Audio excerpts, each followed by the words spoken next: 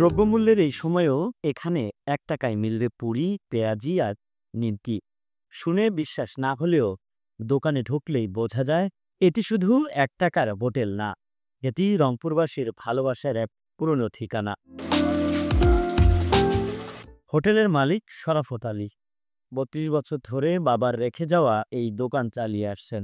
তার মতে তার বাবা বলতেন, পেট খালি থাকলে মানুষ ভালো কাটতে পারে না, তাই দাম বাড়লেও এই হোটেলের খাবারের দাম কখনোই বাড়াবেন না।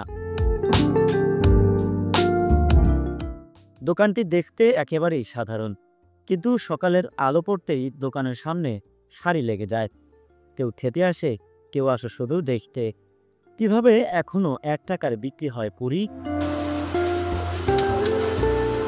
দোকানের দেয়ালে ঝোলানো ইতিহাস বলছে ১৯৭৫ সালে মুক্তিযোদ্ধাদের সম্মানে এর যাত্রা শুরু হয়েছিল ১ পয়সার হোটেল নামে। পরে সময় বদলেছে, কিন্তু হোটেলের মনটা বদলায়নি। ১ পয়সা থেকে এখন বিক্রি হয় ৳১। নামটা বদলেছে, মানবতার গল্পটা একই রয়েছে। এখানে খাবারের দাম শুনলেই চমকে উঠবে যে কেউ। ৳২ খোরমা, ৳১০ সবজি খিচুড়ি, ৳৩০ কলাপাতায় চিকেন বিরিয়ানি, এমনকি ডালিম চাও মাত্র ৳৫। কিন্তু শরাফত আলীর কাছে এগুলো শুধু খাবার নয়, এগুলো মানুষের মুখে হাসি ফোটানোর উপায়।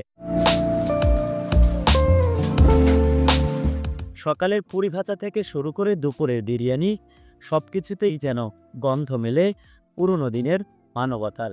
দূরদূরান্ত থেকে মানুষ আসে, কেউ খেতে, কেউ ছবি তুলতে। আর দোকানের ভেতরে ঝুলছে সরকারের নানা সার্টিফিকেট, যেন প্রমাণ দিচ্ছে সততা এখনো হারায়নি এই শহরে। এই ব্যস্ত সময়েও যখন প্রতিদিন সবকিছুর দাম বাড়ে, রংপুরের এই ছোট্ট হোটেল মনে করিয়ে দেয় ভালোবাসার আর মায়ার দাম কমে না। এখানে ৳১ খাবার খেয়ে তৃপ্তির যে হাসি ফোটে, তা হয়তো লাখ টাকায়ও পাওয়া যায় না। একে সুমন, RNB নিউজ, রংপুর।